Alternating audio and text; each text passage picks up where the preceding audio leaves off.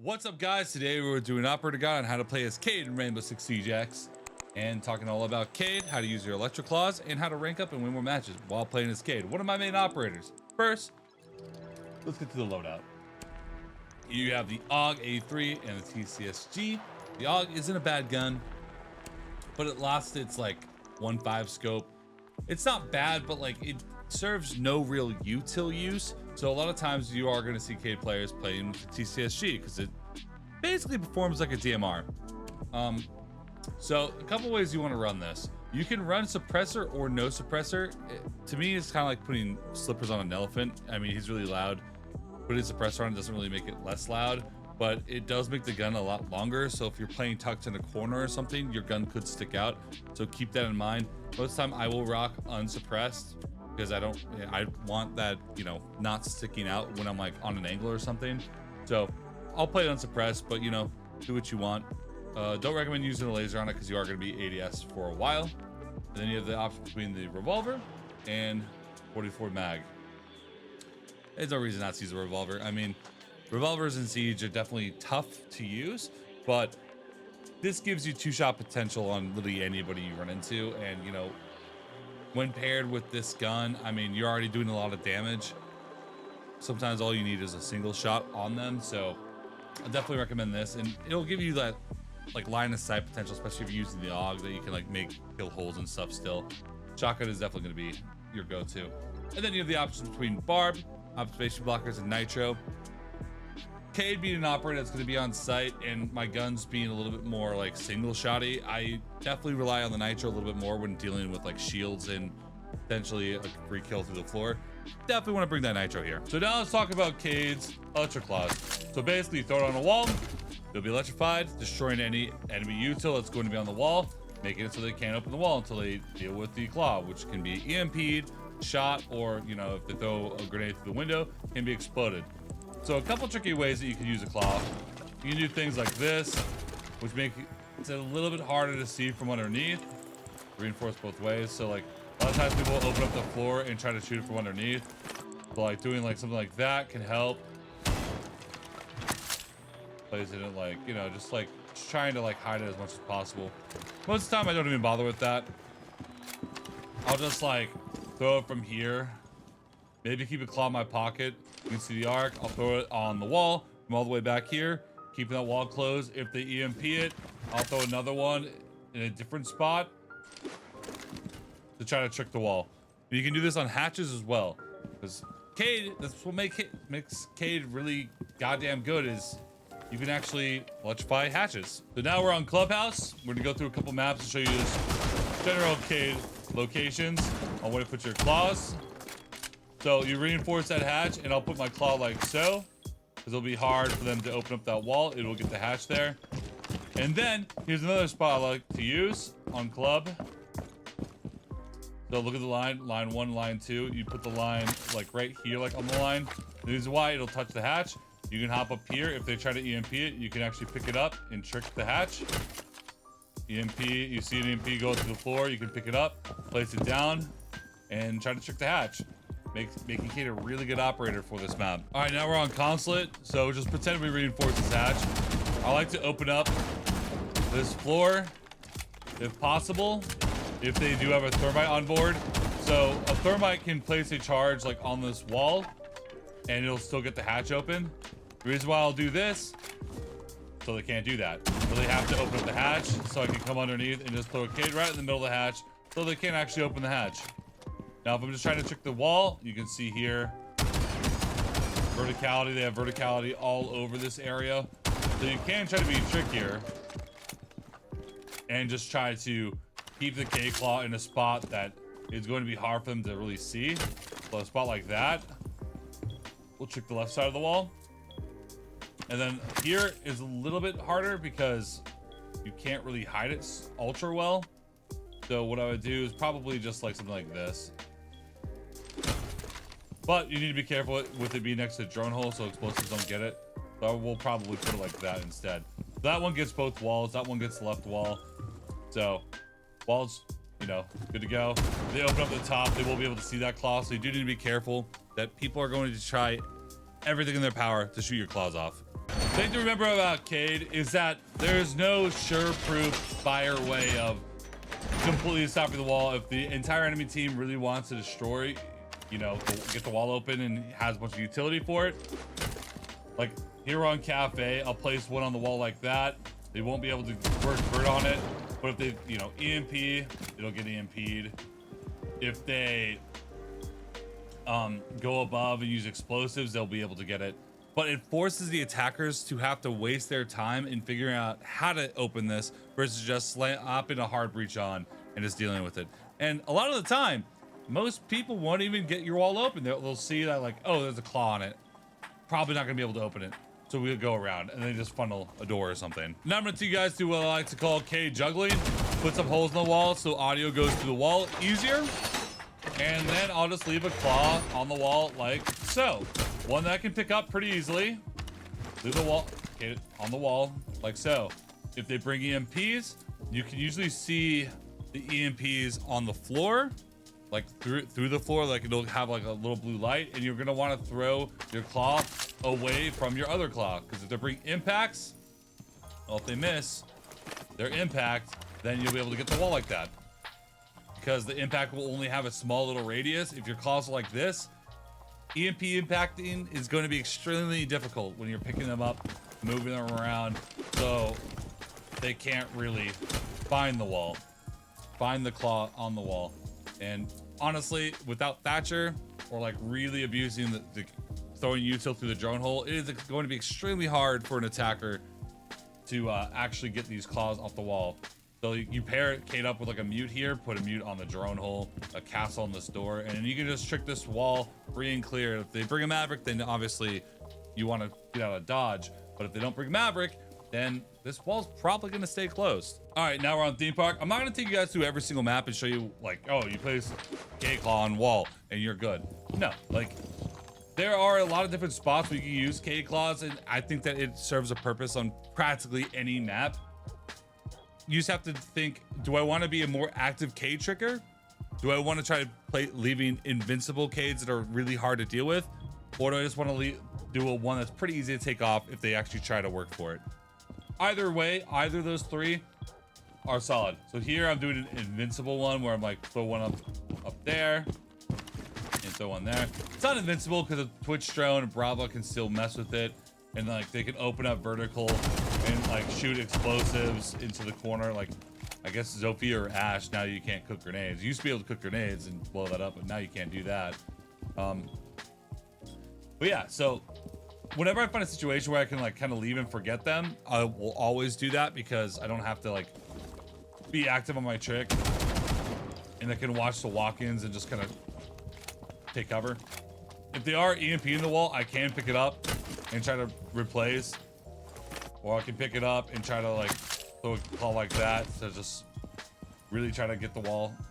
Basically, the name of the game is if you're next to the wall, there's no reason to not try to trick it because you're literally there. But if you feel like someone could run up on you, it's way better to have your gun up.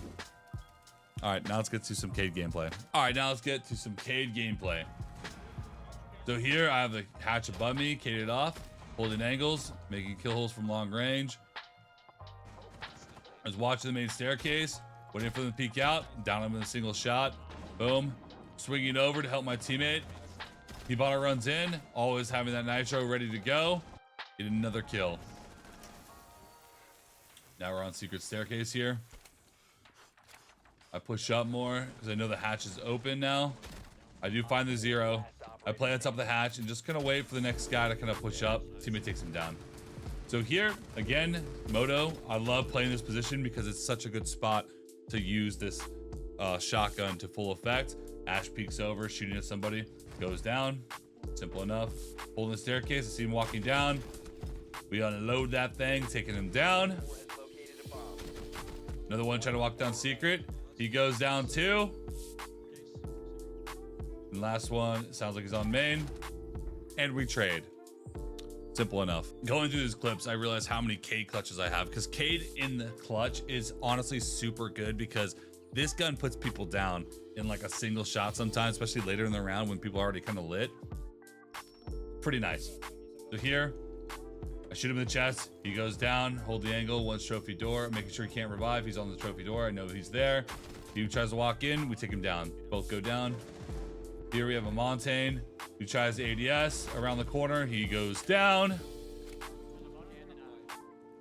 Holding the angle. On that trophy door. Unload that thing. You see someone quick peek out standing. Next time they peek out, they're probably gonna be crouched, and even if they are standing, you dodge the headshot, and this gun is gonna down them to body shots really fast, especially if you shoot it that quickly. Top main. See my teammate walking up. I see his gun barrel. I take tap shots as I swing because I know I'm only gonna need like a shot or two. Here, you got a guy walking in. He tries to go for a plant. I have nitro on the floor. Boom, throw that nitro. Teammate goes down. Now we're in a 2v2 situation here, which is a tough situation to be in. One's walking oil pit, but I have a tiny little pixel with the shotgun. I don't even care about hitting headshots because it's gonna put them down real quick. We swing in, and the second I see somebody, I load the entire mag real quick, because, I mean, even if you get like a single shot on them, you can like maneuver, have the revolver out, and it's only gonna need probably one more shot on literally anybody. And we win the round, obviously. Have I told you I like playing Cade in Moto yet? Another position. Unload my entire mag. On the guy walking oil. 2v3, not a good situation, but we find another one. Now it's a 1v2 here. I get hit by an air jab. I reposition. Plant's starting to go down. I see someone holding for me. We take him down. Plant does go down. But I swing in with confidence because I know that I have more firepower than anybody I'm swinging into at any range. We get the round. Blitz walks down, pre-fires the mirror holes. I know what he's doing. Take down another one on secret. Watching main, he already walked past my spot. We find another one. Now we're on Oregon. So one thing I love is players are always going to try to push into the claws.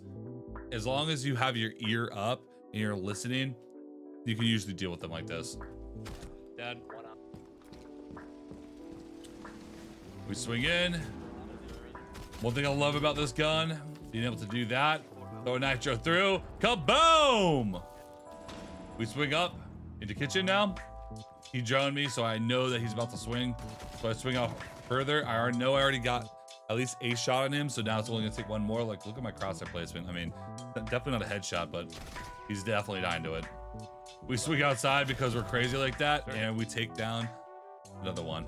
Now it's a 5v1. So here, it's later in the round. These guys are a coordinated stack. It's a 3v5. We're down man count. They opened up my moto hatch even. And instead of like running back to site and just kind of hugging the bomb, I get a little bit more aggressive. It's a 3v5. I swing out, finding the ash, waiting for the moto drop to try to get his refrag. Boom, we find him. I run over because now I know that the other side of the defense is probably going to take some flack. Guy's getting ying, so I know I need to help him out. We actually do get the down there. I swing out and we take down the Hibana. Taking a 3v5 situation where we're about to get executed on and turning it into a 2v1 the other way. Now we're at Oregon. I use my shotgun to make some holes because I really only need a couple shots on the guy to actually kill him. We do get the down, and then we have the revolver out and we just pre-fire the angle with the revolver, and we actually do end up getting the kill there. Part of the reason why I love bringing a nitro. Boom. He shot, because that man knows I like to play moto. I mean, a lot of people that have played me at high elo know I like to play moto as Cade, and I can use it against you. I know what you're trying to go for. They want the angle, so whenever I swing out, they can see me when they're on the staircase. You can play that to your advantage. You're on the staircase, just taking shots, taking some tap shots. We end up getting it down. I hear another one running down main, and obviously we take the fight. Another one's walking down main. Extremely tough to win this firefight. Highly recommend you trying to play this position as Cade. People that walk down this main staircase aren't ready for this. It is very hard to win that fight. Not impossible, but it's hard. And I put myself in tiny pixel situations where I can just kind of tap. If I don't hit a headshot, that's fine because it's probably doing 50 to 60 damage to them at that range. And the last guy that we're going to find on this one is running down an oil pit, and you can see how fast we kill this guy. Gun up, ready to go. Crosshair placement is on him, and he dies to a headshot. First bullet on my gun. Okay, now we're on theme park. Thermite are walking through the barrel breach. We take him down, going from angle to angle, trying to catch him off guard, taking out another one. Having my gun up. Guy tries to walk in. We take him down. One bullet in my gun, but sometimes that's all that counts. That's all you need sometimes. That wasn't a headshot either. That was a body shot. Later in the round, the later in the round it gets, the more likelihood that the people are probably going to die to a single shot out of your gun. Here we're in a corner. We're in a clutch situation. It's not looking good for us. Guy walks in and split. We take him down. Another guy tries split. So I denied the wall. You can see all the vertical holes that they made. I denied the wall. They opened up the wall a little bit, so there are head holes here. But I threw my nitro through the head holes that were made because they brought an ace, and I destroyed the ace charges on the other side. So yeah, they can see through it, but they can't get through it, and there's running out of time. We find another one. I try to listen to where he's at. You can see the head holes here. Last one's 5 seconds remaining. dragon door, and we find him. Here, club. I love this angle. It's something I started using recently. So a lot of people like to roam clear. So like, I'll make a tiny little hole for top main staircase. People will walk down, top main dead, and they'll die. So here, watch the main staircase. Body shot, goes down instantly. And we see the last one on secret, who's somehow still alive. And teammate ends up killing him anyways. All right, guys, and that's it for today. Kafe is one of the easiest operators to use in the game. You throw your claw on a wall that's reinforced, and they can't open it unless they bring a lot of extra utility. And a lot of times people aren't going to bring that utility, so you just become more TDM in rank 2.0. So a lot of people aren't really thinking about utility usage. With an operator like Kafe, now they're ending up having to funnel through doors, giving you a lot of potential to get a lot of kills with your loadout. Kafe is very hard to master because his guns can be a little tough to use compared to other defender guns, because they are single shots. You do have to hit your shots, or you know, you're doing absolutely zero damage, and the fire rate's only as fast as you click. So you do need to be careful with that. Holding angles, definitely playing like it's a DMR is definitely the best way to go about playing Kafe. And I found a lot of success with Kafe. Hopefully you guys do too. And make sure to subscribe, drop a comment, and leave a like down below for more. Peace out. Till next time. Hey.